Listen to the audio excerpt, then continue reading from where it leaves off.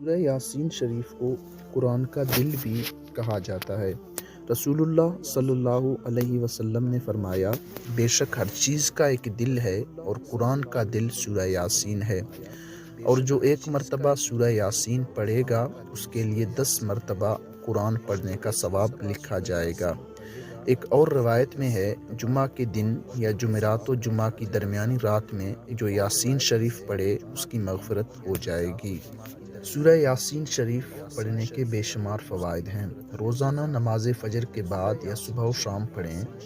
Number 1، غیر شادی شدہ پڑھے تو شادی ہو جائے، قیدی پڑھے تو رہائی پا لے، مقروض پڑھے تو قرض ادا ہو جائے، پیاسا پڑھے تو سیراب ہو جائے، مسافر پڑھے تو سفر میں آسانی ہو، خوفزدہ پڑھے تو امن پالے، بھوک کی حالت میں پڑھے تو سیر ہو جائے، اس کے پڑھنے سے اچھا لباس ملتا ہے، گمشدہ چیز کے واسطے پڑھے تو وہ چیز مل جائے، قریب المرگ کے پاس پڑھے تو نزا میں آسانی ہو جائے۔